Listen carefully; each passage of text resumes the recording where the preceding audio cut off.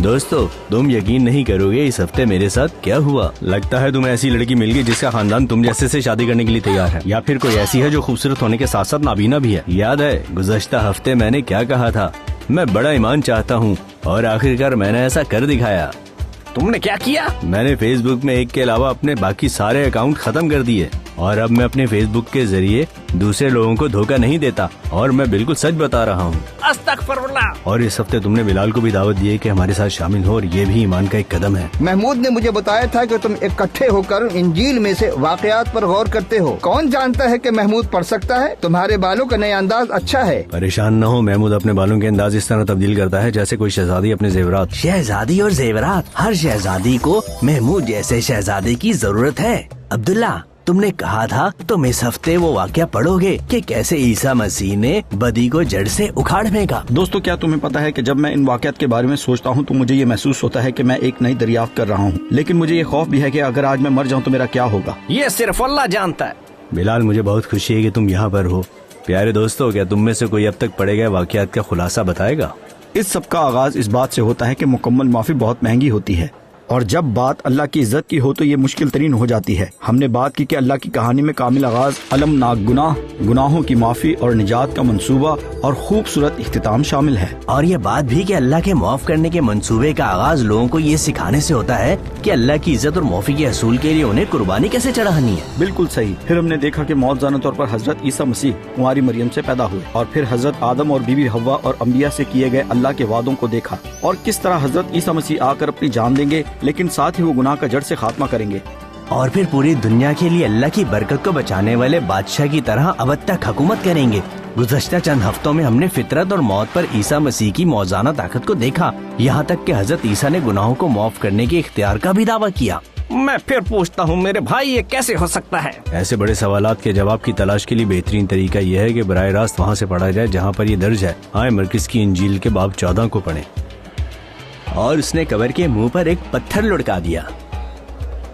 पढ़ने का बहुत शुक्रिया महमूद। आए मिलकर इसे दोहराते हैं। इसकी शुरुआत यूं हुई कि शरीयत के आलिम बगैर किसी को बताए हजरत ईसा को पकड़ने और कत्ल करने के बारे में गुफ्तगू के लिए इकट्ठे होते हैं, जबकि लोग हजरत ईसा से मोहब्बत रखते और जहां कहीं वो जाते लोग उनके पीछे जाते थे। ताहम मजहबी रहनुमा इस बात से हसद करते थे कि वो लोगों की तवज्जो का मरकज थे और लोग उनकी पैरवी करते थे। हजरत ईसा के पैरोकारों में से एक, जिसका नाम यहूदा इस्करियोती था, वो मजहबी रहनुमाओं के पास गया और हजरत ईसा को पकड़वाने के लिए राजी हो गया। और फिर उसी रात हम हजरत ईसा और उनके शागिर्दों को बाग में देखते हैं। मैं दुख से इतना दबा हुआ हूँ कि मरने को हूँ। ऐ अब्बा, ऐ बाप, तेरे लिए सब कुछ मुमकिन है।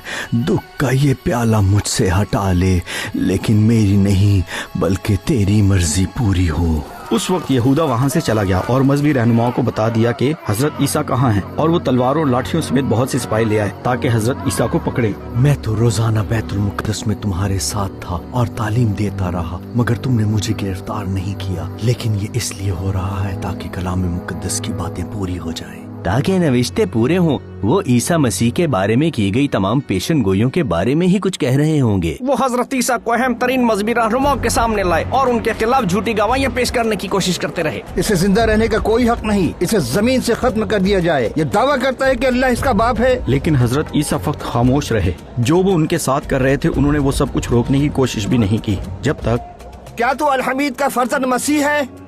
जी मैं हूँ, और आइंदा तुम इब्ने आदम को कादरे मुतलिक के दाहिने हाथ बैठे और आसमान के बादलों पर आते देखोगे। हमें मजीद गवाहों की क्या जरूरत रही? आपने खुद सुन लिया है कि इसने कुफ्र बका है। आपका क्या फैसला है? सब ने उसे सजाए मौत के लायक करार दिया।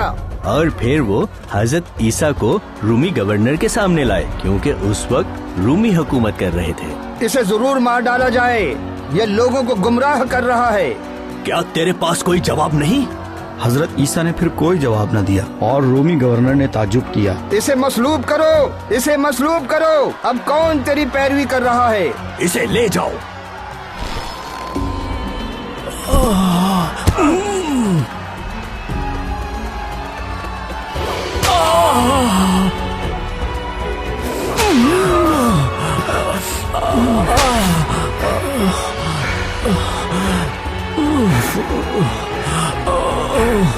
और फिर उन्होंने उसे मसलूब कर दिया। और वो मुसलसल उसका मजाक उड़ाते रहे। इसने दूसरों को बचाया, अब अपने आप को बचा नहीं सकता।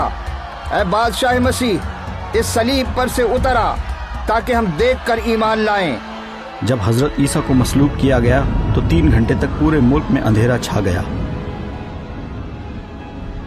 ऐ मेरे खुदा, ऐ मेरे खुदा, तूने मुझे क्यों तर्क कर दिया? हजरत ईसा के शागिर्दों में से एक ने उनकी लाश लेकर उन्हें चट्टान में खोदी गई एक कब्र के अंदर रखा। इसका क्या मतलब? ये काफी अफसोसनाक वाकया है। ये वाकया काफी तफसील के साथ बयान किया गया है, लेकिन क्या ये कुरान शरीफ की आयात से मुख्तलिफ नहीं? आए चंद सवालों से आगाज करते हैं। आप इस वाकये में हजरत ईसा को क्या करते हुए देखते हैं? सारे वक्त में हजरत ईसा जानते थे कि क्या हो रहा है, जैसा कि शायद सब कुछ पहले ही से लिखा हुआ हो। यहाँ तक के बाग में दुआ करते हुए वो अल्लाह से पूछते हैं कि अगर कोई और राह निकल आए, लेकिन यूँ मालूम होता है जैसे वो जानते थे कि ऐसा नहीं होगा। मजहबी रहनुमाओं के सामने और फिर रूमी गवर्नर के सामने उन्होंने अपने आप को बचाने की कोशिश नहीं की। उन्होंने कहा जो कुछ भी उनके साथ हो रहा है वो तमाम पेश गोइयों की तकमील है। और फिर वो सब कुछ भयानक सूरत इख्तियार कर गया। उन्हें मारा गया, उनका मजाक उड़ाया गया और सूली पर चढ़ाया गया। मुझे समझ नहीं आई ये सब कुछ क्यों हुआ। मुझे समझ नहीं आई कि अल्लाह अपने नबी के साथ ऐसा क्यों होने दे सकता है। मुकम्मल मुआफ़ी बहुत महंगी है और अंबिया इकराम अल्लाह की ताज़ीम में कुर्बानी चढ़ाते और मुआफ़ी हासिल करते थे। क्या इन बातों का आपस में कोई ताल्लुक है? मूसा मेरे दोस्त, तुम क्या सोचते हो? तुम्हारा इस बारे में क्या ख्याल है? और कुरान आयात इस बारे में क्या कहती हैं? गुज़श्ता हफ्ते वापस जाकर मैंने हजरत ईसा के मुतालिक तमाम कुरानी आयात को पढ़ा। उन आयात में इस वाक़े को भी मुख्तसर बयान किया गया और मफहूम भी वाज़ा नहीं है। उस वक्त अल्लाह ने फरमाया कि ईसा, मैं तुम्हारी दुनिया में रहने की मुद्दत पूरी करके तुमको अपनी तरफ उठा लूंगा। क्या इस आयत का मतलब ये नहीं कि अल्लाह ने हजरत ईसा को मरने दिया? कुरान में सिर्फ एक बात वाज़ह है कि यहूदियों ने नहीं बल्कि रोमियों ने हजरत ईसा को कत्ल किया, और यही हमने अभी पढ़ा। हमने ये बात तफसील से पढ़ी है और ऐसा लगता है कि अल्लाह चाहता है कि हम इंजील के जरिए मसलूबियत के मुकम्मल मायने को समझ पाएं।